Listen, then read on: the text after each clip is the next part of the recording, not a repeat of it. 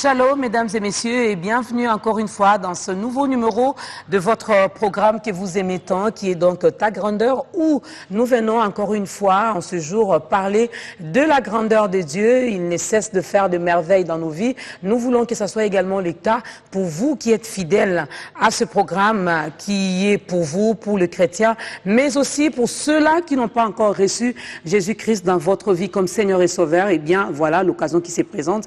Eh bien, ne soyez pas distraits, soyez attentifs et vous aurez votre part aujourd'hui un nouveau numéro, un nouveau invité que beaucoup d'entre vous connaissent déjà. Il s'agit donc du pasteur Dominique Ngoy de l'église La Résurrection. Bonjour, shalom pasteur. Shalom, mon sœur. Vous allez bien? Très bien, merci. Soyez les bienvenus dans ce programme Ta Grandeur. Merci. Voilà.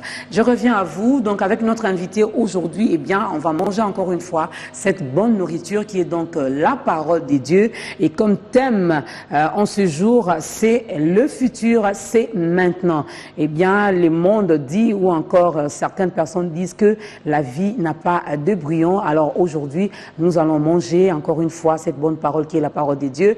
Installez-vous confortablement parce que nous allons passer des très bons moments dans la présence de notre Seigneur Jésus. Mais avant de commencer avec notre thème de ce jour, on va d'abord vous proposer un témoignage. Un témoignage parce que vous allez découvrir et cela va vous aider, cela va vous exhorter, vous édifier également à prendre une décision aujourd'hui. Eh bien, il s'agit d'une jeune fille qui hier, aujourd'hui, devenue enfant de Dieu, devenue servante de l'Éternel. Eh bien, elle a eu à passer de moments pas très bien dans sa vie parce que elle a été élevée dans un système monoparental et n'a pas eu la grâce de connaître Dieu.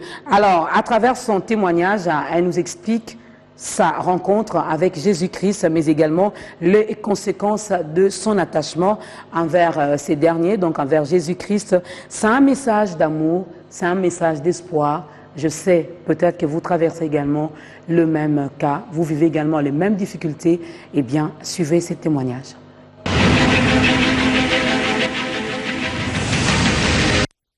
Moi, j'habite en France, dans la région parisienne, à Orly. Rencontre personnelle avec le Seigneur. Moi, je viens d'une famille chrétienne, donc déjà dès toute petite, on nous avait déjà inculqué certains principes qui venaient de la religion chrétienne, protestante. Donc ma grand-mère nous apprenait souvent, nous asseyait, nous faisait des prières. Et après cela, nous, on avait déjà cette base-là qu'il y a un Dieu qui a créé cet univers. Donc, contrairement à d'autres enfants, on savait que le Père Noël n'existait pas, par exemple, que la souris aussi n'existait pas, parce que nous, en France, on a une petite histoire comme ça où quand tes dents tombent, tu les mets en dessous d'un coussin et la souris vient pour prendre cette dent et te mettre de l'argent. Bon, nous savons que toutes ces superstitions-là n'existaient pas. Et ma rencontre personnelle, vraiment personnelle avec Dieu, elle s'est faite grâce à une de mes cousines qui s'appelle Naomi. Vu que mes parents étaient séparés, parce que moi j'ai vécu avec ma mère, c'est elle qui m'a éduquée jusqu'à cet âge-là. Quand mes parents se sont séparés, maman a eu, on va dire, je crois qu'elle a eu un choc émotionnel, ce qui a fait que on ne partait plus à l'église, on n'allait plus à l'église, la Bible on n'en parlait plus, on écoutait les chansons païennes et autres. Et donc du coup, qu'est-ce qui s'est passé? J'ai rencontré alors ma cousine à l'internat. À l'internat, elle m'a beaucoup parlé de Dieu, elle m'exhortait vraiment de la parole de Dieu, tout ça. Et un jour, je suis partie à l'église et depuis jusqu'à ce jour-là, je suis restée dans cette église. Donc déjà, personnellement, c'était là. Après, intimement, c'est un autre niveau. Parce que j'ai commencé à servir Dieu à l'âge de 17 ans, mais j'ai vraiment rencontré le Seigneur intimement qu'à l'âge de 21 ans. Je suis rentrée dans cette intimité avec le Seigneur après avoir vécu beaucoup de déceptions dans ma vie. Déjà, moi, j'avais une souffrance dans mon cœur, c'est le fait de ne pas... Mon père n'était pas près de moi, en fait. L'absence de mon père a causé beaucoup, la plupart de mes maux dans ma vie, on va dire. Et le fait que papa n'était pas à côté de moi, ça m'a créé énormément de problèmes. Donc déjà, j'avais ce vide-là.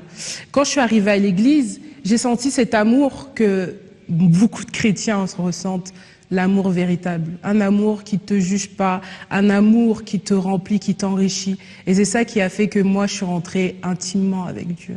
Les personnes qui ne croient pas que Dieu existe, qu'est-ce que je leur dis? Moi, je suis entourée de beaucoup de ce genre de personnes-là.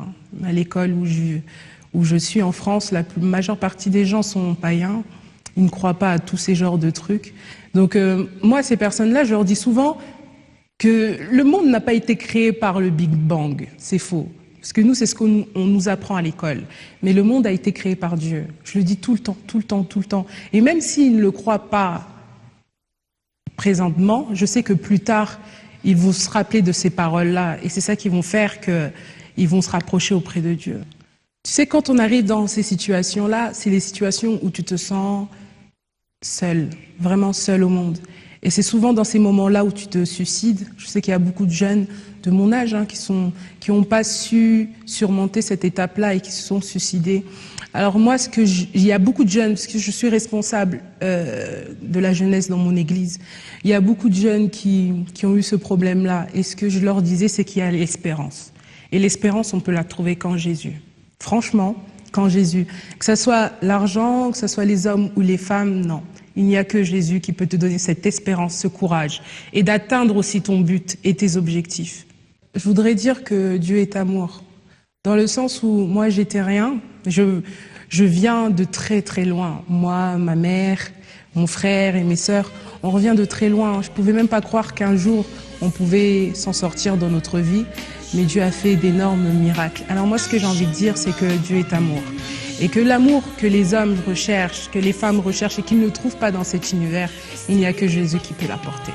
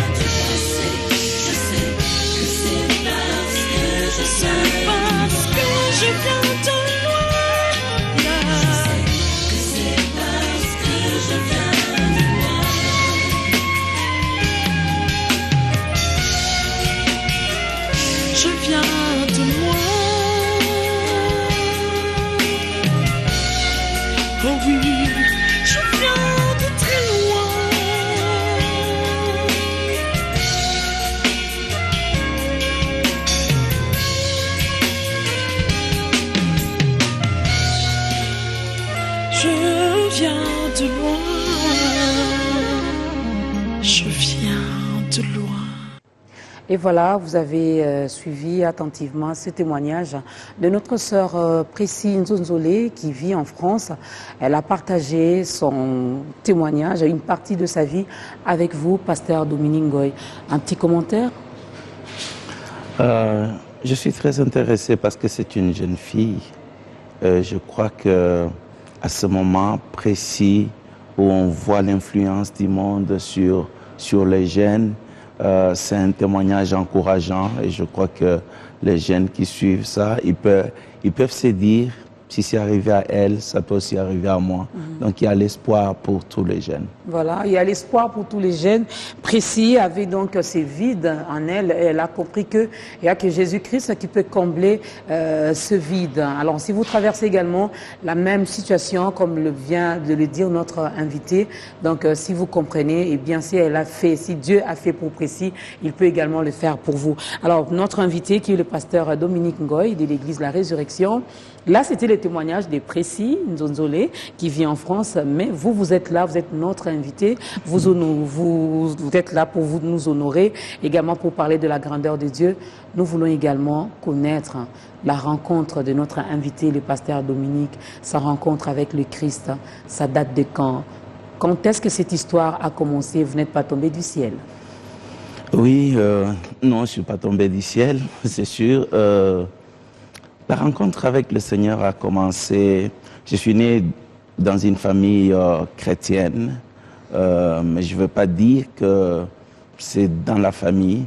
Ça veut dire que j'ai déjà, dans la famille, je savais qu'il y a un Dieu qui existe, qu'il y a un Dieu qui est au ciel, qui a créé toutes choses.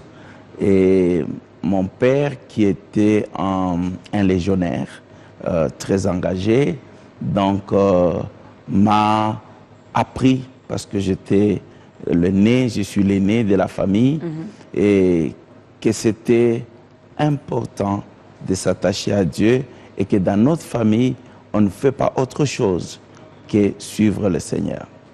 Et puis, donc, je rêvais de devenir prêtre un jour, mais ma mère n'était pas d'accord parce que je suis fils aîné, donc si je deviens prêtre, c'est que je ne pourrais pas me marier. Et pourtant, mon père, ça ne le dérangeait pas. Mais aujourd'hui, je suis pasteur, donc j'ai pu répondre aux besoins de mon père et de ma mère, parce que je suis le pasteur, au moins la possibilité de se marier, donc voilà. Mais ma rencontre avec Christ, c'est après mes études à l'ISTA. J'habitais en face d'un groupe de prière. Et alors, c'est le groupe de prière, donc des fois ils avaient des veillées, des prières. Et puis j'étais parmi les gens de personnes qui s'élevaient pour dire on ne dort pas. Et puis, donc un jour qu'ils avaient une veillée, qu'on était en train de se disputer parce qu'ils nous ont dérangés. Et une voix m'a dit, mais si tu étais chrétien, parce que tu t'es dit chrétien, pourquoi ça doit te déranger? Et donc, c'est là que je commençais à réfléchir. Et alors là où j'habitais, chez mon oncle, qui avait un jeune domestique, qui était un étudiant en fait, mais pour pouvoir subvenir à ce besoin dans ses études, il était obligé de travailler comme domestique. Alors je le vis un jour entrer plusieurs fois dans les toilettes, passer 5-10 minutes et ressortir et tout cela. Alors je l'ai interpellé pour dire, mais qu'est-ce que tu vas faire? Parce que tout le temps tu as mal au ventre. Oui. Alors il va me dire que non, il est intercesseur dans un groupe de prière et qui sont en jeûne et prière, donc il va prendre son temps de prière.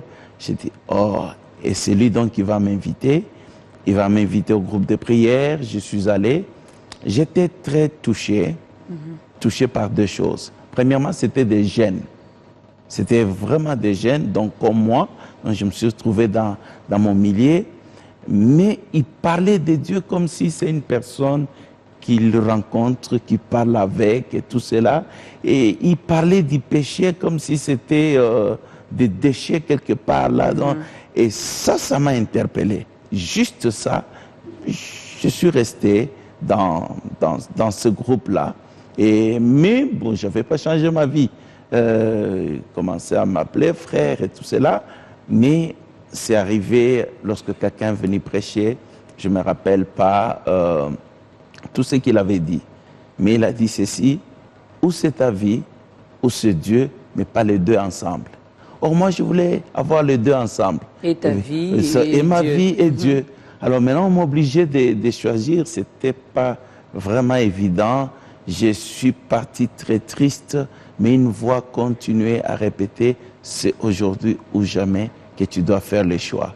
Et donc, la nuit, avant de dormir, et regardant tout ce... Parce que pour moi, ok, si je donne ma vie à Dieu, qu'est-ce qui va me rester dans la vie si je ne peux pas vivre comme tout le monde? Comme tous les autres jeunes. Voilà.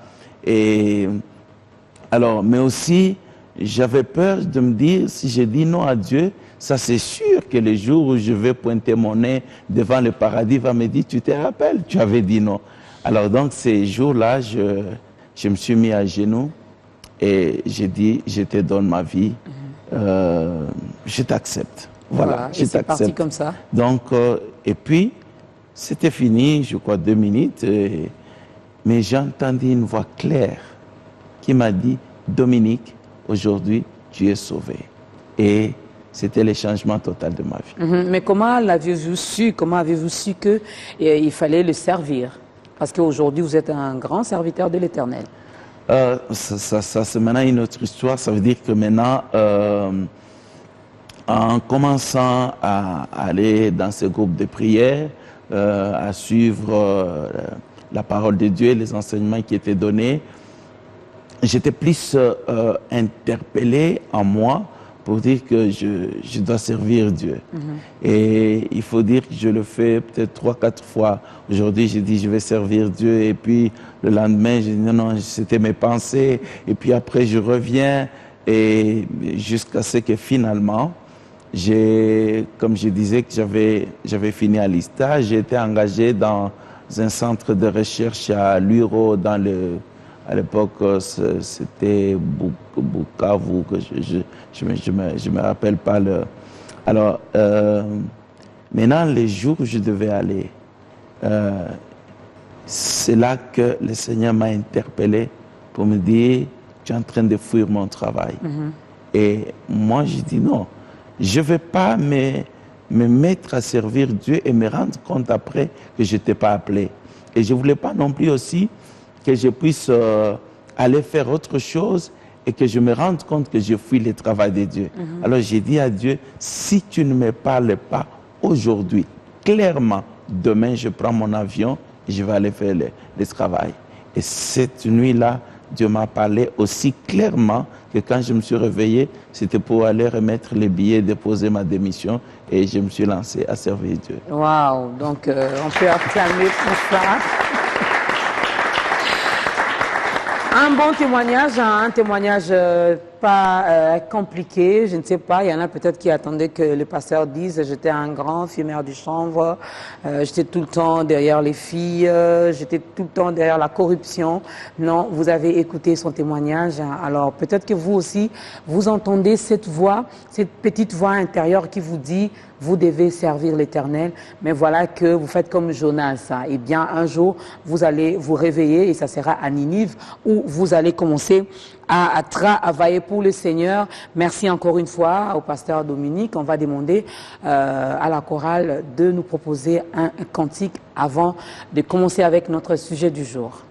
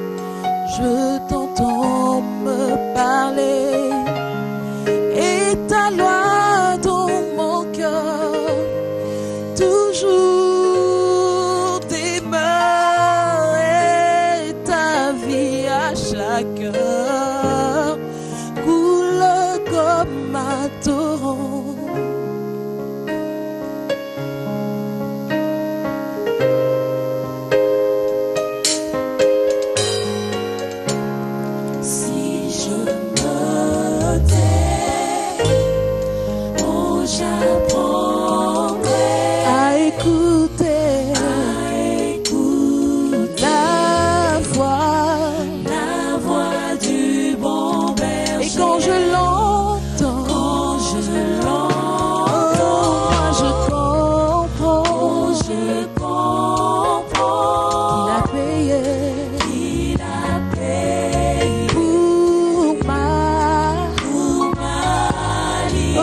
si je me tais, si je me tais, j'apprendrai à écouter la voix du bon berger. Et quand je l'entends, oh, moi je comprends qu'il a payé pour ma. Et alors quand je t'ouvre mon cœur, Seigneur, je te vois, Seigneur, je te vois, Seigneur, je te vois, Seigneur. Et ta loi dans mon cœur, toujours elle demeure, et ta vie à chaque heure. Oh oui, Jésus, quand je t'ouvre mon cœur, quand je t'ouvre mon cœur,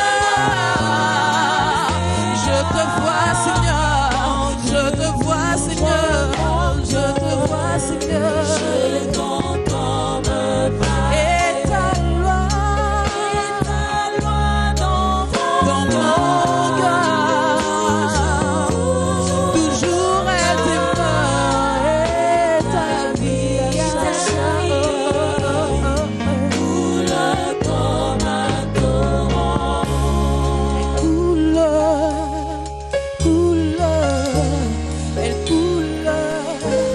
Elle coule en moi, ta vie coule, elle coule comme un torrent.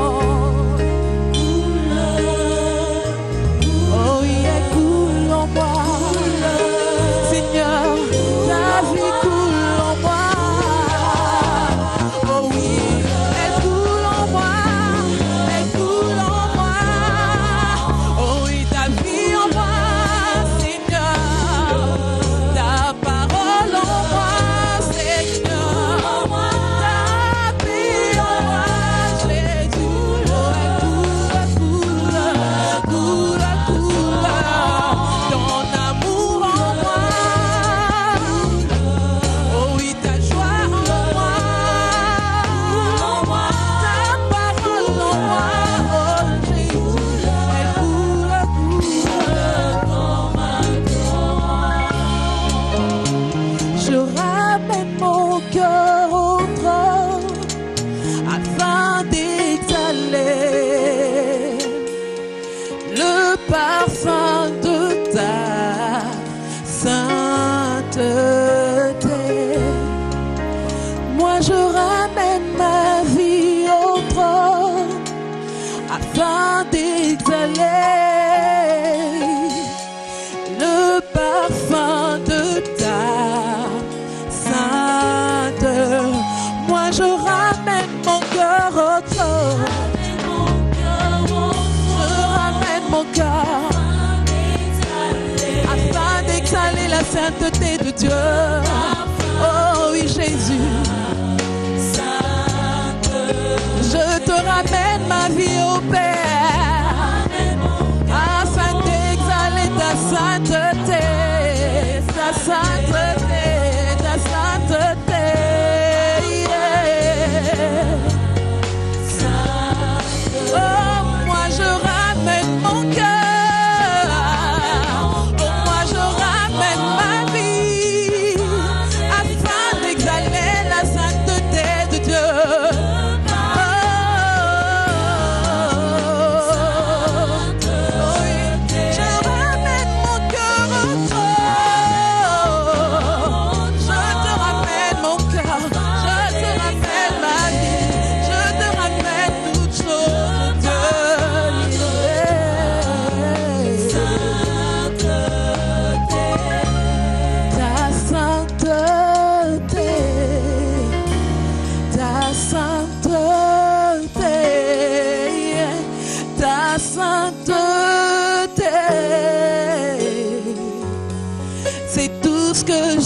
désir.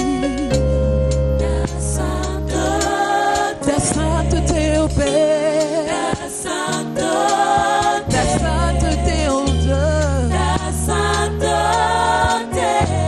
Ta sainteté, c'est tout ce que nous voulons, Jésus. Ta sainteté.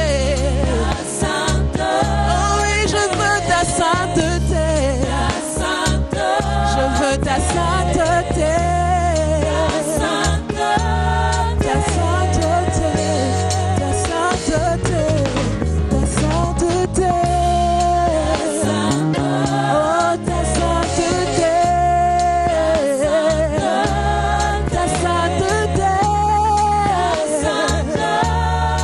Oh, Jésus. Ta sainteté.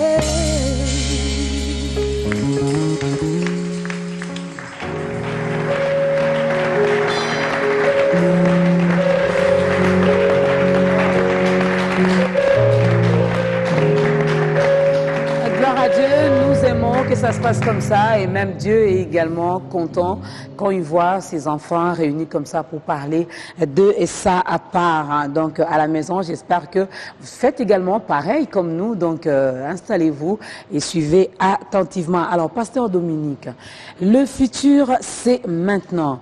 Il s'agit de quel futur? Le futur de qui?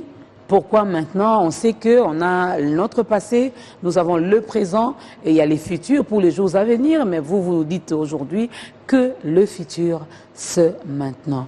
D'entrée de jeu, comment expliquez-vous le mot futur? Le futur est d'abord tout ce qui ne fait pas partie du présent. Et par rapport au temps, ça veut dire que nous avons, vous venez de le dire, nous avons le passé, le présent et le futur, donc le temps qui vient. Mais lorsque nous parlons du futur, que ce maintenant, c'est d'abord pour tout le monde et dans tous les aspects. Ça veut dire que le futur dépend toujours du présent. Le futur, si on ne fait rien du présent, il n'y aura rien dans le futur. Et c'est la raison pour laquelle nous disons que le futur, c'est maintenant. Le futur, c'est maintenant. Vous avez dit, cela concerne tout le monde, mais je me mets à la place de ce papa qui a déjà 90 ans. Il a également un futur, il doit toujours espérer. Mais écoutez, ma sœur Dorcas, il y a le futur même à 90 ans. Parce que Abraham avait 99 ans quand Dieu lui a dit que l'année prochaine, son épouse allait concevoir. Et donc, il y a, je crois, dans la conception, c'est vrai, peut-être africaine, on se dit à un certain âge qu'on n'envisage plus le futur. On a fait sa vie, mais ce n'est pas vraiment le cas pour tout le monde, partout ailleurs. Donc, la Bible dit que tant que l'on vit, il y a de l'espérance pour tous ceux qui vivent. Donc il y a encore de l'espoir pour... Il y a encore de l'espoir pour cette personne qui est déjà plus âgée, en âge avancé. Donc il y a encore de l'espoir pour vous parce que vous êtes encore en vie, vous arrivez à respirer. Alors le futur c'est maintenant. Moi je vous souhaite déjà bon appétit. Bon appétit également à moi-même parce que je sens qu'on va bien manger. Allez-y pasteur, nous vous écoutons. Merci. Je crois que nous avons, lorsque nous prenons la Bible, très attentivement, nous allons remarquer que Dieu n'est pas celui qui fait toujours de l'instantané. La Bible nous parle que Dieu a des plans. Par exemple, il dit dans Jérémie 11, 29, « Je connais le plan ou le projet que j'ai formé sur vous, un projet de bonheur et non de malheur, afin que vous ayez de l'espérance et une espérance et un avenir plutôt à espérer. » Donc, lorsque nous parlons du plan, et aucun plan ne peut exister sans qu'on le place dans le temps. Ça veut dire qu'il peut être à court terme, à long terme ou à moyen terme. Et donc, la Bible nous confirme, nous affirme que Dieu fait chaque chose bonne en son temps. Alors, lorsque nous parlons, je suis plus intéressé un peu à la jeunesse. Je suis intéressé par la jeunesse. J'étais en train de parler tout à l'heure de mon témoignage. Lorsque j'ai donné ma vie au Seigneur, j'avais 24 ans. Mais je ne savais pas que la décision que j'ai prise à cette époque-là, à 24 ans, m'amènerait à être ce que je suis aujourd'hui. Donc, ce que je suis aujourd'hui, ça s'est passé il y a 24 ans, lorsque j'ai pris la décision. Et c'est pour ça que aider le jeune à cause de ce fait que tout le monde envisage un avenir à espérer. Et Dieu a mis dans chacun de nous, il n'y a personne qui fait des projets que moi je serais un malheureux, moi je serais un voleur, moi je serais ceci. Généralement, les gens le deviennent comme par contrainte ou alors parce qu'ils n'ont pas su arriver là où ils voulaient. Et c'est comme ça que ou par les encore parce qu'on s'est dit, bon, je suis encore jeune, j'ai encore de l'énergie, bon, je préfère encore faire n'importe quoi, m'amuser, et puis à l'âge de 40 ans, 45 ans, c'est là où maintenant je vais m'asseoir et réfléchir de ce que je veux être. Exactement. On s'est dit, on a encore le temps. Il y a ce courant de pensée, mais c'est pour une catégorie de personnes qui n'ont pas toutes les informations. Parce que, au fait, la vie, avec le temps, vous créez les habitudes. Et les habitudes influencent votre vie à 90%. C'est la raison pour laquelle certaines choses auxquelles on s'est accoutumé, et même si on a 40 ans, on ne sait plus s'en débarrasser. Donc, c'est pourquoi c'est très important. Alors, donc, cette jeunesse-là qui a de rêves, pense aller plus loin, réaliser de très grandes choses. Et seulement, malheureusement, tous, ils n'ont pas la chance ou la grâce d'être encadrés. Je vais lire un texte dans Proverbes. C'est Proverbes chapitre 4. J'aime bien ce texte. C'est lui qui parle, c'est un jeune. Il dit ceci. Bon, à l'époque, peut-être qu'il n'est pas jeune, mais il raconte sa vie, qu'elle était jeune. Écoutez, mes fils, l'instruction d'un père et soyez attentifs pour connaître la sagesse, car je vous donne des bons conseils et ne rejetez pas mon enseignement. J'étais un fils pour mon père, un fils tendre et unique auprès de ma mère. Il m'instruisait alors, il me disait que ton cœur retienne mes paroles, observe mes préceptes et tu vivras. Acquiert la sagesse, acquiert l'intelligence, n'oublie pas les paroles de ma bouche et ne t'en détourne pas. Ne l'abandonne pas, elle te gardera, aime-la, elle te protégera. Voici les commencements de la sagesse, acquiert la sagesse, et avec tout ce que tu possèdes, acquiert l'intelligence. Exalte-la, elle t'élèvera, elle fera ta gloire si tu l'embrasses. Elle mettra sur ta tête une couronne de grâce, elle t'ornera de magnifiques diadèmes. Je m'arrête là. Ce sont les paroles de Salomon. Et Salomon est en train donc de parler à ses enfants. Il dit, écoutez, je suis en train de vous parler ici. Peut-être que vous pouvez vous dire, oh mais écoutez, il a fait sa vie, c'est un vieux. Il dit, non, moi aussi j'étais jeune. J'étais jeune et j'étais fils unique auprès de ma mère. Et mon père me donnait ce conseil. Il y a une chose que nous connaissons de Salomon, sa particularité, c'était un homme très sage, un homme très riche. Très riche. Mais tout cela est arrivé comment? Parce qu'un jour, on nous dit que Salomon a présenté à Gabaon de sacrifices à Dieu. Et puis, la nuit, Dieu lui est apparu.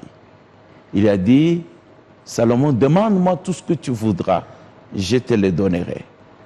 Et Salomon dit, ok, je suis encore jeune, j'ai la grâce de remplacer mon père, et puis, bon, ce que je veux, donne-moi la sagesse. Donne-moi la sagesse pour pouvoir diriger ton peuple, ce grand peuple. Et Dieu dit, waouh, Vous imaginez? Et Dieu content qu'il demande la sagesse, et Dieu dit, je pensais que tu allais demander l'argent, la richesse, le pouvoir, la mort de tes ennemis, ceci, mais tu n'as pas demandé tout ça. Tu demandes la sagesse. Parce que tu demandes la sagesse, je vais te donner la sagesse, mais pas seulement la sagesse, je te donne aussi toutes choses, la richesse et tout ce que tu veux. Une parenthèse, pasteur, on donne l'exemple de Salomon, j'aime également ces passages, mais je me dis, il était déjà roi. Il était déjà roi quand il a fait cette prière, ou quand Dieu lui a parlé ainsi. Donc il avait déjà un poste à lui, il s'est dit, bon, à travers ce poste, j'aurai l'argent, j'aurai autant de femmes, j'aurai tout ce que je veux. Mais prenons cette jeunesse, ces jeunes gens qui nous suivent en ce moment, qui nous regardent, qui n'ont pas, l'avenir, elle est vraiment obscur. Je reviens au témoignage de la sœur Précy. Il y a les enfants qui vivent avec des parents séparés, où il faut passer le week-end chez la maman, le week-end prochain chez le papa, ou encore ils vivent avec les grands-parents qui n'ont pas eu ou qui n'ont pas cette grâce qu'avait Salomon. Lui, il a eu cette grâce. Il avait ses parents qui ont eu le temps de lui prodiguer des conseils. Comment marcher? Quel chemin prendre? Mais ceux qui nous regardent, peut-être qui n'ont pas cette grâce-là, oui, comment y arriver? Et je crois que c'est pour ça que votre émission existe. Parce qu'il y a la possibilité que toutes ces personnes-là qui n'ont pas eu l'occasion, peut-être qui ne pourront jamais avoir l'occasion de venir voir le pasteur Dominique, mais au travers de votre émission, ils peuvent suivre. Et au travers de cette histoire ici, ils peuvent connaître aussi certains éléments. La parole de Dieu, c'est une parole qui globalise. Ça veut dire qu'il n'y a pas juste le cas spécifique, par exemple, de Salomon, mais au travers de Salomon, nous pouvons trouver des éléments que nous pouvons appliquer, même si tous, je ne suis pas roi, et tout le monde n'arrivera pas à la royauté, mais au moins, nous avons des domaines dans lesquels nous sommes tous appelés à régner. Alors, donc, ce que je vous lis de très intéressant dans ce texte, c'est le fait que Salomon, il est devenu roi, mais en réalité, quand on voit sa demande, ça signifie qu'il ne savait même pas quoi faire. Il ne savait pas comment il va faire, comment il va s'y prendre et tout cela, parce que ce n'était pas par, ça veut dire, une élection où on l'a choisi et puis voilà, mais c'était par descendance, ok, comme il est fils du roi, donc il hérite le trône. Mais sa demande, c'est sa demande qui m'intéresse. Comment il va demander la sagesse? Il demande la sagesse, qui est une très très bonne chose, et il explique. C'est parce que lorsqu'il est tout petit, son père lui apprenait que ce qu'il faut chercher avant toute chose, c'est la sagesse. Lorsque tu auras la sagesse va te donner le reste. Il te mettra une couronne sur ta tête, il fera ceci. Donc, cherche premièrement la sagesse. Mais son père n'avait pas la possibilité de lui donner la sagesse, mais il lui a donné juste le trône. Mais en lui donnant les principes qui pouvaient l'aider, il dit, premièrement, cherche la sagesse. Donc, si nous voyons Salomon, nous pouvons nous référer qu'au fait, sa réussite, c'est lorsque on l'a préparé pendant ce temps-là où il n'était même pas roi, il était juste un petit garçon, parce que ce n'était pas non plus sûr pour lui d'être sur le trône, parce qu'il n'était pas le seul, il avait des aînés. Il avait des aînés. Donc voilà un peu, je dis à cela dans le cadre de la préparation. La préparation, c'est maintenant. C'est maintenant. C'est pour cette raison que Maman Dorcas, vous prenez vos enfants et vous les envoyez à l'école. Je vais vous poser la question. Vous ont-ils demandé quand ils étaient tout petits que non, moi je vais aller étudier? Non, ils n'ont pas demandé. Bon, c'est vous qui avez pensé. C'est parce que vous savez que leur avenir dépendait du choix que vous faisiez là. Pour que plus tard, qu'ils ne se disent pas quel genre de mère on a eu, alors que les autres allaient à l'école, on ne nous a pas envoyés à l'école. Donc l'avenir, beaucoup de parents également, pasteurs, nous vivons en République démocratique du Congo, particulièrement à Kinshasa. Vous serez d'accord avec moi que nombreux des parents sont devenus des missionnaires? Oui, tout à fait. Tout à fait. Je suis pasteur, je l'observe. Je constate que ça arrive de plus en plus qu'aujourd'hui, les parents sont devenus quelque peu des missionnaires parce que, vous savez, pour certains, préparer l'enfant, c'est juste l'envoyer à l'école, payer les minervales, lui donner l'uniforme, et puis c'est tout. Mais ce n'est pas tout. Parce que je crois que l'expérience que vous avez, c'est des éléments, des atouts que Dieu donne pour que vous puissiez les communiquer à ceux qui viennent après. Donc, dans la jeunesse d'aujourd'hui, et on l'a dit, on l'a toujours dit que sur plusieurs émissions, la jeunesse, c'est l'avenir de demain. L'avenir de demain, mais je veux dire que la jeunesse n'est pas l'avenir de demain s'il n'est pas préparé. Ça c'est bien dit. Ça c'est bien dit. La jeunesse n'est pas l'avenir de demain si elle n'est pas bien préparée. Finalement, qui doivent préparer cette jeunesse si le pasteur doit beaucoup plus passer le temps avec les fidèles à l'église, la maman pasteur également fait pareil, la tante qui est censée rester avec les enfants s'occupe de je ne sais quoi. Finalement, les enfants sont abandonnés. Il y en a même qui vont copier chez les voisins. C'est qu'ils voient à l'extérieur, finalement, on s'est dit, bon, chez nous, on nous parle de rien, chez nous, il n'y a que des tabous. Finalement, on va apprendre à l'extérieur, mais voilà que cette jeunesse est abandonnée à elle-même. Oui, vous savez, Dieu a pensé à tout ça. C'est pour ça qu'il a dit que le pasteur, s'il ne dirige pas bien sa maison, c'est qu'il n'est pas digne de faire ce travail-là. Parce que Dieu voit que la première responsabilité, la base de la société, on le dit aussi, c'est la famille. C'est la base de la société. Donc, on doit pouvoir penser dans quel monde les enfants vont vivre. Quel va être ou quels vont être leurs défis demain. Et c'est en fonction de cela qu'on les prépare aujourd'hui.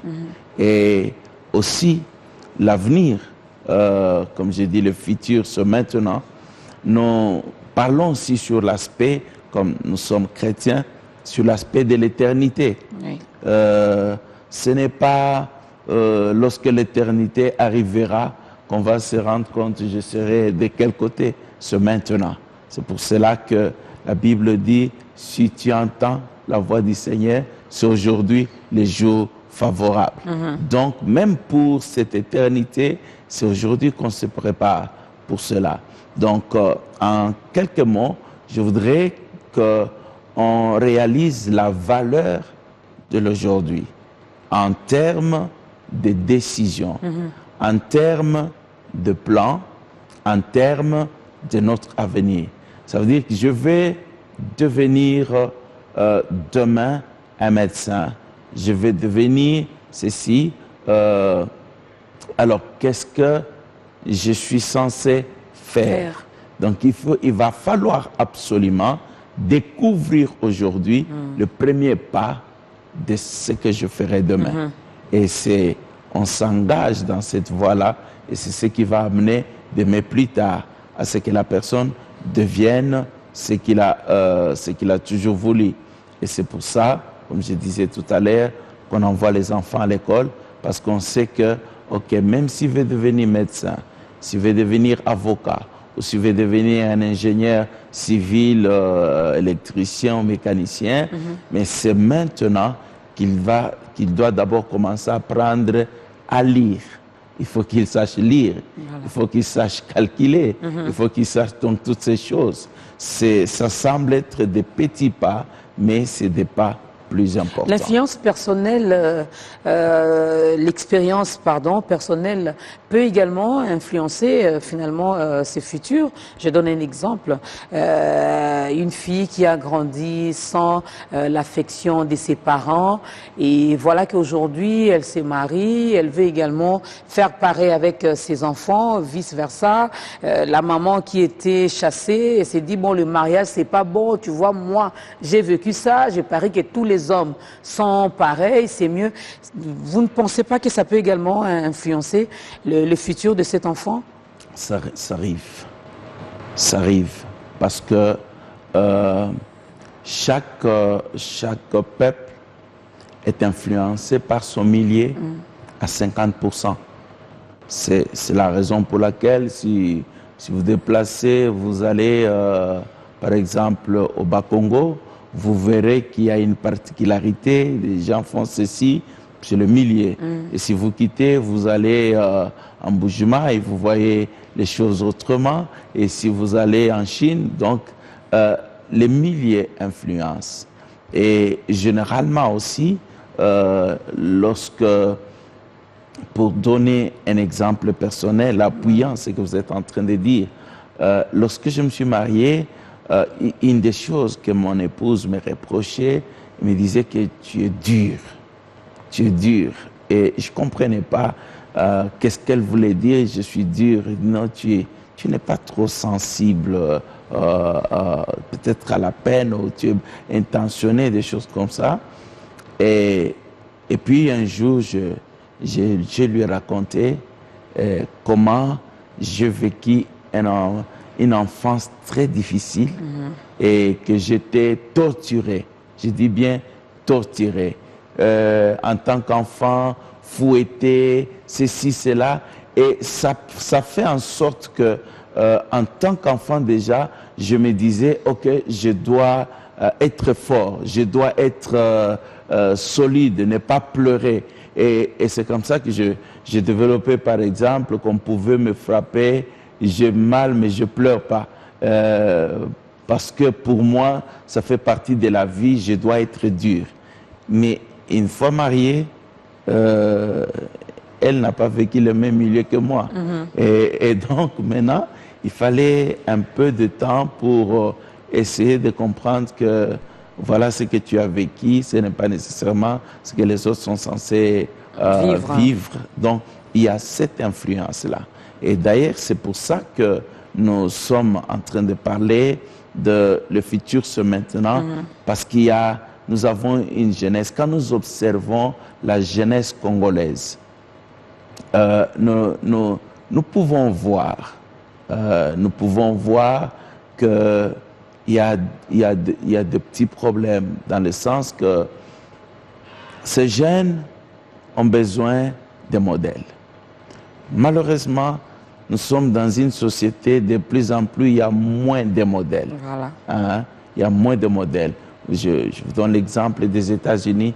Qu'est-ce qui fait l'élan de réussite et tout cela? Ce sont les témoignages, les gens qui partent de rien, les jeunes, les ceci, dans tous les... Donc, quelqu'un y va avec un rêve. Il se dit, moi aussi, je peux me battre, je peux arriver à... Mais quand vous êtes dans une famille où personne n'est jamais... n'a jamais terminé les études, personne ne s'est jamais marié, personne n'a jamais fait ceci. Et donc, la personne s'est dit, ben, écoutez, tu vois... On trouve normal, on dit, normal. Bon, nous, voilà. Dans notre famille, c'est toujours comme ça. C'est normal. On ne fournit aucun effort, finalement, pour faire partie de l'exception. Exactement. On prend un autre cantique et puis on va évoluer.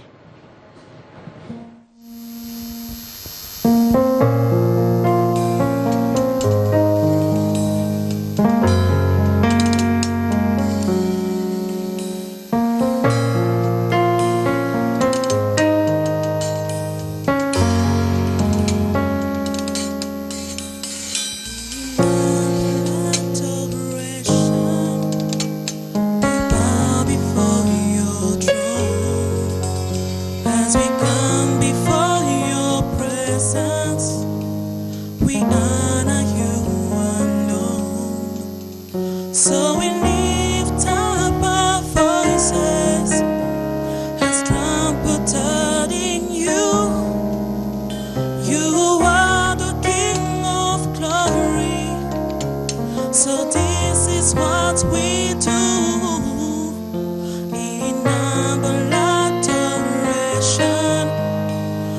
come before your throne, as we come before your presence, we honor you alone. So we lift up our voices as trumpets in you.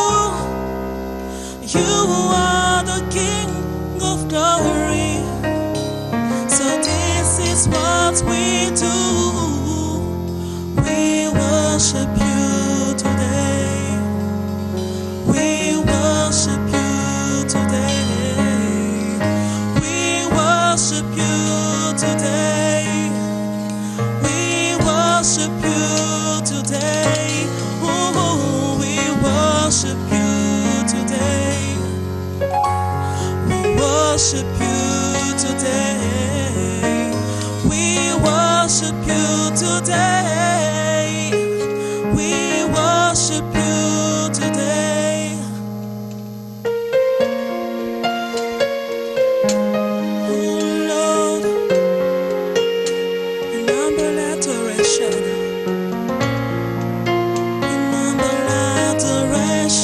oh Lord.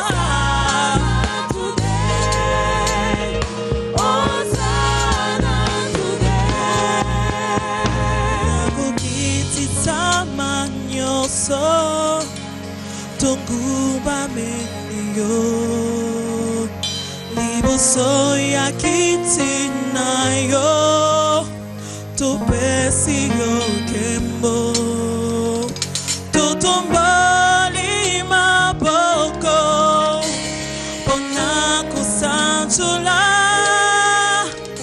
yuzantambe na kembo yango tukoyemba na kukiti samanyo so so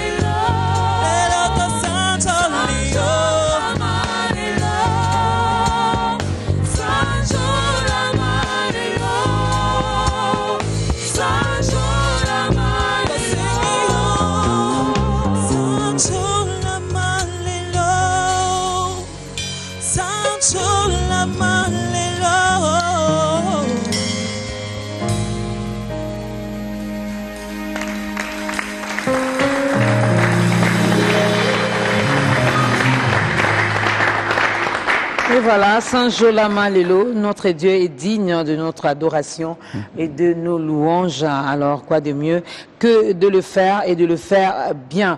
Alors, pasteur, on a déjà des questions qui viennent de partout. Je ne sais pas laquelle prendre. Bon, je commence par celle-ci. Dès lors que la Bible parle du passé, présent et futur, exemple, une femme célibataire fait un rêve pendant lequel elle se voit mariée et mère de 1, 2, 3 enfants. Sur ces, est-ce que la femme vit déjà son futur ou cela attendra jusqu'à ce qu'elle se marie? C'est M. Joseph Bassila depuis les États-Unis. Ok, merci. Je crois que je vais répondre brièvement à sa question, mais en donnant, vous savez, il y a plusieurs circonstances. Si le rêve est quelque chose qui vient juste de ses pensées, ou si le rêve est quelque chose qui vient de Dieu. Si, parce qu'il y a plusieurs sources de rêve. La Bible dit, quand on a soif, on rêve qu'on est en train de boire. Quand on a faim, on rêve qu'on est en train de manger. Donc, de rêves peuvent être des sources de nos pensées personnelles ou de besoins. Mais il y a de rêves qui sont, qui viennent de Dieu. Et quand ce rêve, c'est quelque chose qui vient de Dieu, donc, au fait, Dieu est déjà en train de t'annoncer ton futur. Nous avons le cas de Joseph, voilà. Qui a eu cela.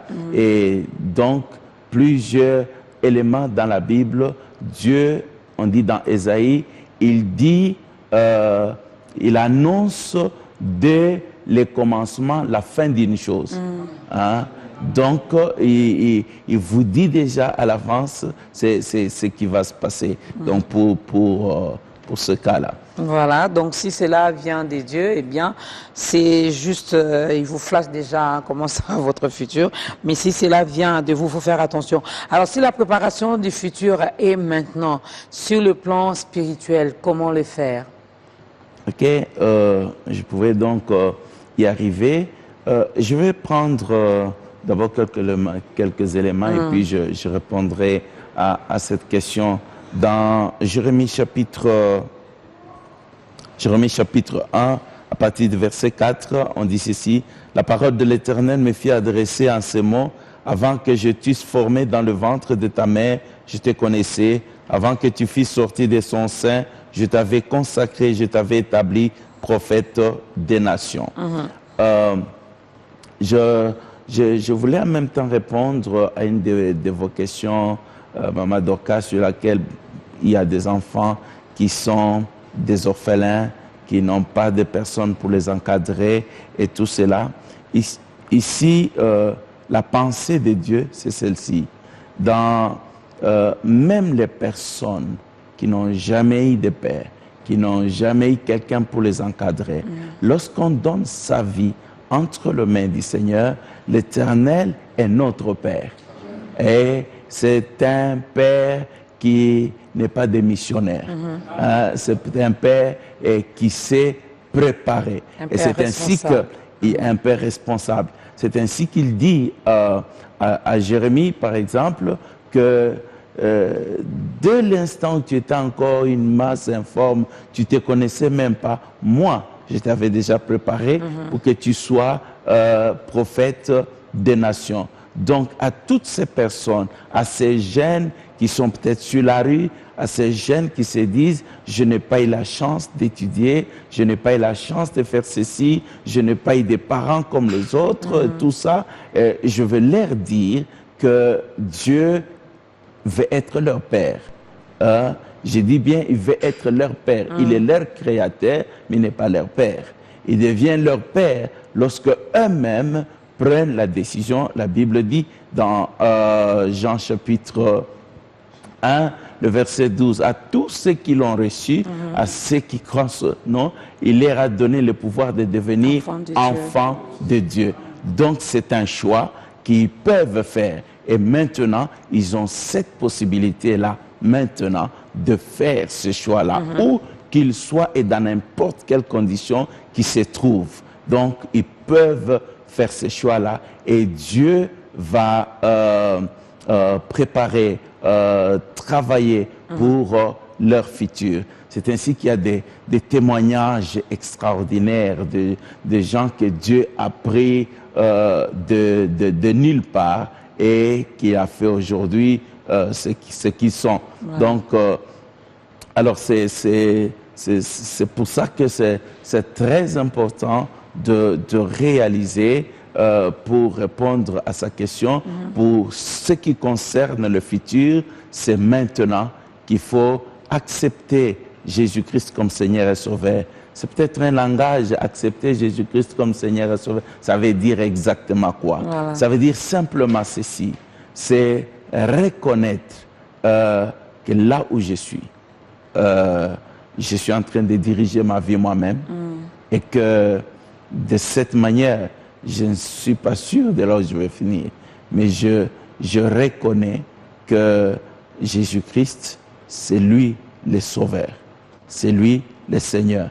Et j'accepte de soumettre ma vie. Ça veut dire que je laisse le contrôle de ma vie entre ses mains pour que lui, désormais, dirige ma vie, qu'il soit mon maître et mon Seigneur. Et dès cet instant-là, c'est fait. Vous avez préparé pour votre futur spirituel.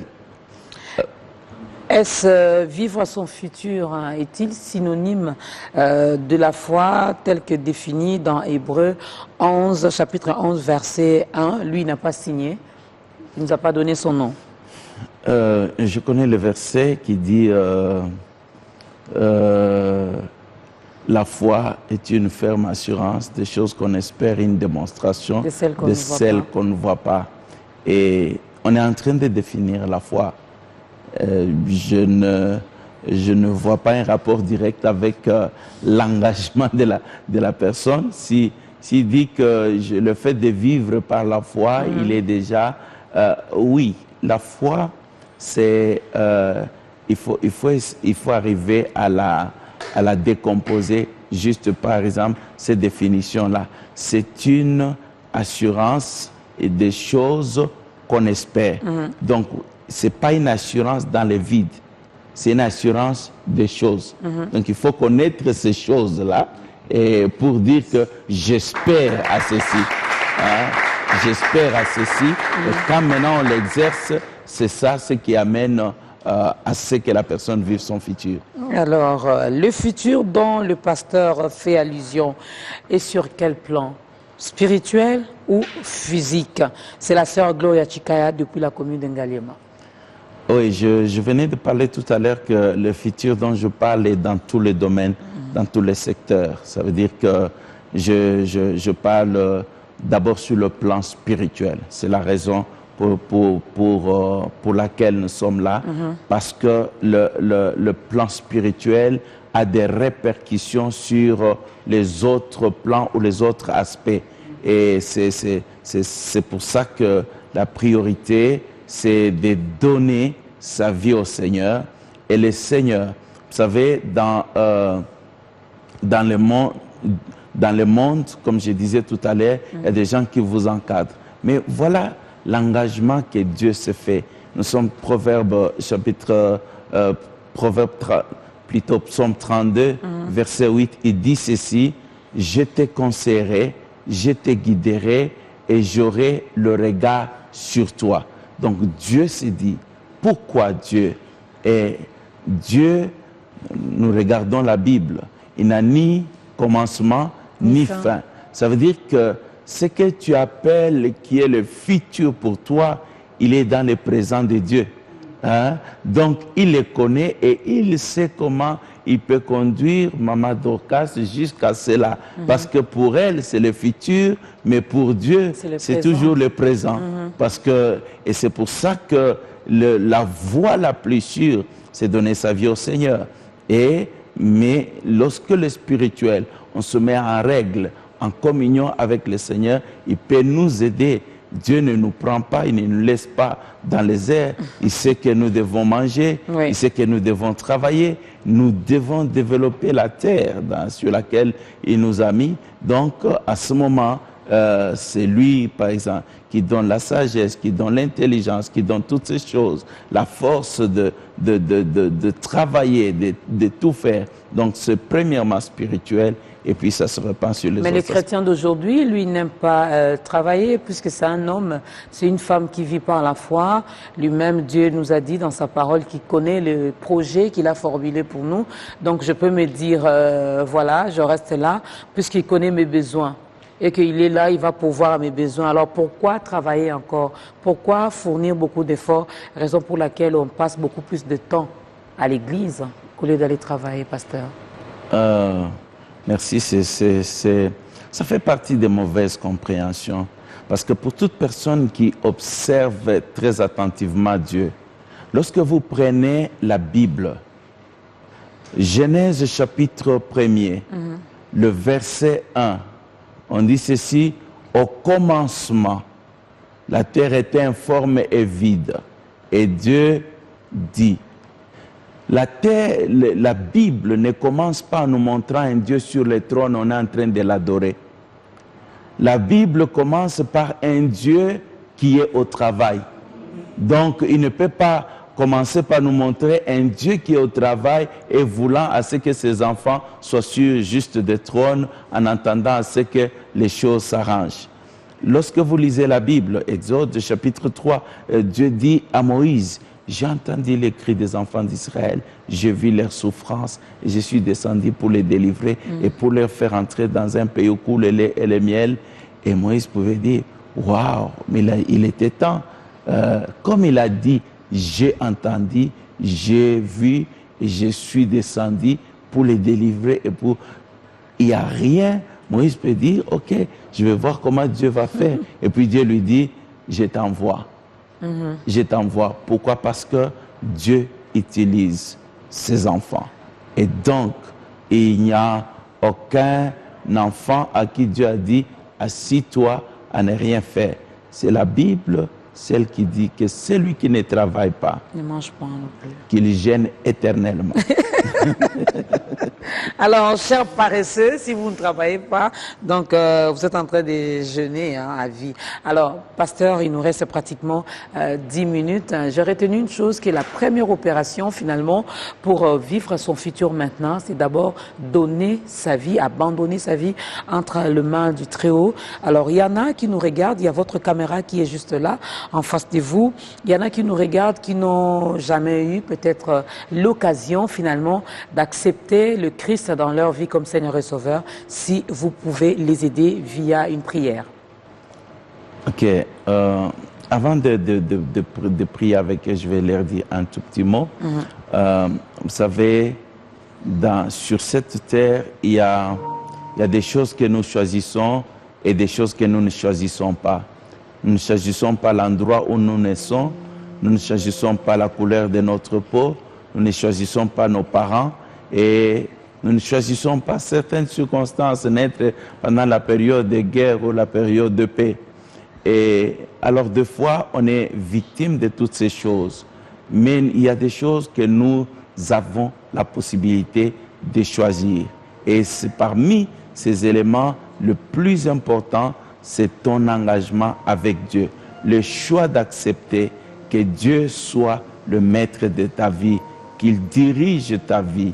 Et je crois que c'est un de grands choix et que tu peux faire maintenant. Dieu n'attend pas ou ne te demande pas que tu changes pour que tu puisses les suivre. Il demande simplement que tu acceptes, que tu fasses les choix, que tu lui dises: viens dans mon cœur, prends ma vie, dirige ma vie. Et c'est lui, lorsqu'il vient, qui mettra de l'ordre dans ta vie, qui te dira ce qu'il faut faire, quelles sont les priorités de la vie, comment désormais diriger ta vie, et te donnera une nouvelle possibilité. Et c'est pour ça que la Bible dit dans 2 Corinthiens 5, 17 que tous ceux qui sont en Christ sont de nouvelles créatures, les choses anciennes sont passées et toutes choses sont devenues nouvelles. Alors si vous faites juste cette prière avec moi, faites-les avec foi et cela va, Dieu est omniprésent et il va le faire là où tu es, il va sauver ta vie. Dis: Seigneur Jésus, j'ai entendu ta parole. Aujourd'hui, moi aussi, j'ouvre mon cœur. Je te reçois comme mon sauveur et mon Seigneur personnel. Je te laisse la direction de ma vie. Je reconnais que jusqu'à présent, j'ai dirigé ma vie moi-même et que j'ai fait ce qui te déplaît. Mais à partir de maintenant, je laisse ma vie entre tes mains. Dirige-moi, sauve-moi. Au nom de Jésus, j'ai ainsi prié. Amen. Amen.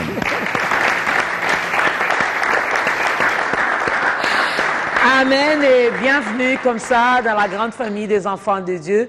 On l'a toujours dit ici avec tonton Jaco qui vous salue d'ailleurs. Il est quelque part, hein, il vous salue, il est là. Hein, en esprit, bien sûr, il est là avec nous, mais physiquement, il n'est pas là. Il vous salue, donc recevez ses salutations. Il a toujours dit qu'il y a de la place pour tout le monde. La maison, elle est tellement, tellement grande. Il y a encore des chambres qui sont vides. Voilà que tu viens de faire ton entrée. On te dit, sois la bienvenue, sois le bienvenu dans la grande famille des enfants de Dieu. Donc, tu as changé de statut à partir d'aujourd'hui. On t'appellera chrétien, n'est-ce pas? Alors, pasteur, on arrive à la fin. C'est vraiment la fin de notre émission d'aujourd'hui sur le futur. C'est maintenant. Je sais qu'il y avait beaucoup de choses à dire là-dessus, mais nous sommes à la télé, hein, c'est le temps. La chorale nous prépare une chanson, un cantique hein, de louange, comme on l'a dit ici à Kinshasa. On veut danser pour la gloire de Dieu. Pasteur, vous allez nous aider avec la prière, mais rapidement, le programme de l'Église. Oui, nous sommes situés donc sur échangeur numéro 2 à Lemba, le centre évangélique de la Résurrection. Et nous avons de réunions, 3 services tous les dimanches, 7h à 9h30, 10h à 12h30 et 16h à 18h30. Et la semaine, mardi, nous avons une réunion spéciale de prière qui commence donc à 17h jusqu'à 19h30 et le vendredi, le même heure. Mais pour la semaine prochaine, nous avons un programme très spécial pour les jeunes et donc qui va commencer de mardi, ce sera le 20, mardi 20 jusqu'à samedi 24. Alors donc c'est avec des hommes que nous avons sélectionnés. Il y a le pasteur Don Yves, il y a le pasteur Thialo de l'Afrique du Sud, il y a moi-même, il y a le pasteur Michel Trésor Kanza et on va tous parler autour de ce thème, le futur, ce maintenant. Je t'invite parce que je crois que Dieu a quelque chose qui va t'aider pour ton futur, surtout si tu as d'interrogations ou d'inquiétudes. Et les heures, ça sera à partir de 16 heures. À partir de mardi jusqu'à samedi. Jusqu'à mardi, donc du 20 au 24. Donc allez-y, chère jeunesse. Nous l'avons toujours l'habitude de dire ici que la jeunesse va de 7 à 77 ans. Donc allez-y, vous aurez votre part. Nous allons donc nous lever. Vous avez les salutations de tonton Jaco. Hein. Moi, je remercie également la grande équipe qui a travaillé aujourd'hui pour que vous ayez ces images et également le son que vous avez chez vous à la maison. Je remercie également rapidement celle qui m'a habillée aujourd'hui. Elle s'appelle Nadine Bola et aussi celle qui m'a maquillée, c'est Patricia Panzou. Merci à la grande équipe. Nous vous fixons rendez-vous la semaine prochaine avec un autre invité. Je vais me lever aussi avec un autre invité. Pasteur, nous clôturons avec une courte prière. Père, nous te sommes très reconnaissants. Nous prions encore pour tous les bien-aimés qui nous ont suivis. Peut-être que nous n'avons pas abordé tous les aspects, mais que le Saint-Esprit aide. Et nous prions pour ceux qui ont décidé de participer, que tu les assistes dans tous les aspects. Merci encore pour cette émission. Merci pour ta servante et ton serviteur qui n'est pas là. Laisse, Seigneur, que ta faveur soit pour que cela continue à être un instrument pour ta gloire. Nous prions dans le précieux nom de notre Seigneur et Sauveur Jésus-Christ. Amen. Amen.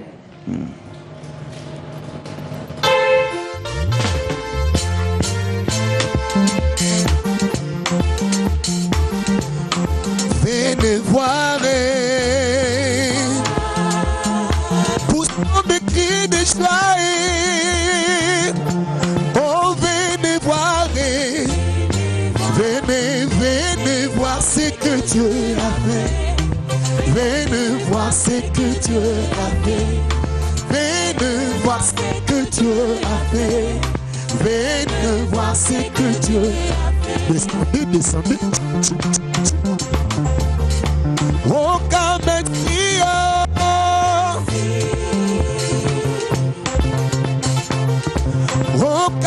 see. Oh, come and see. Come and see what the Lord is done. Come and see what the Lord is done. Come and see what the Lord is done. Come and see what the Lord. Oh, il a fait, oh, Jésus a fait de merveilles. Oh, il a fait, oh, il a fait de merveilles pour moi. Jésus a fait de merveilles pour moi. Il a fait de merveilles pour moi. Il a fait de merveilles. Oh, venez voir ce que Jésus-Christ a fait. Venez voir ce que Jésus a fait. Et venez voir ce que Papa a fait. Venez. Oh, venez voir ce que mon Dieu a fait. Oh, il a changé ma vie. Jésus a changé ma vie. Oh, il a changé ma vie. Oh, come on. Il a bouleversé. Oh, il a transformé ma vie. Oh, venez voir. Oh, il a changé ma vie. Il a changé ma vie. Changé. Oh, il a changé ma vie. Oh, come on. Il a bouleversé. Il a transformé ma vie. Oh, venez voir. Oh, Jésus nous appelle pour l'élévation. Venez voir. Jésus-Christ nous appelle. Jésus nous appelle pour la repentance. Venez, Jésus-Christ nous appelle. Jésus nous appelle pour les bénédictions. Venez, Jésus-Christ nous appelle. Oh, Jésus nous appelle pour l'élévation. Venez. Come on. Oh, Jésus nous appelle. Yaya nous appelle. Oh, Papa nous appelle. Jésus nous appelle. Oh, Aya olele. Dima olele. Oh, Jésus nous appelle. Papa nous appelle. Elomé nous appelle. Jésus nous appelle. Aya olele. Dima olele. Bololo, bololo, bololo.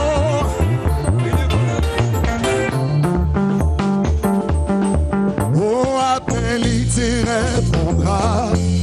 Oh, appelle, il te répondra. Oh, oh, Jésus, le roi du roi. Oh, appelle, il te répondra. Oh, appelle. Jérémie 33. Appelle pour Jésus. Jésus, le roi du roi. Appelle, il te répondra. Oh, tout va changer. Oh, tout va changer. Oh, avec Jésus dans ma vie, tout va changer. Oh, ça va changer.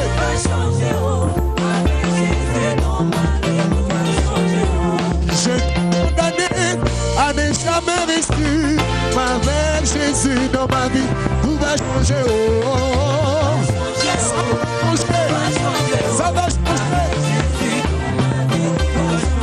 Oh, je suis condamné à ne jamais me marier. Avec Jésus dans ma vie, tout va changer. Oh, ça va changer. Avec Jésus dans ma vie, tout va changer. Le collègue de Mitaï. Oh, les mains collègues de Mitaï. Oh, à Jésus, ce qu'on a beau autrefois, je t'ai lié. Oh, lié par le lien du péché. Et Jésus est venu briser le chaîne. Oh, Jésus est venu briser le chaîne. Oh, Jésus est venu briser le chaîne. Tout briser, à tout briser.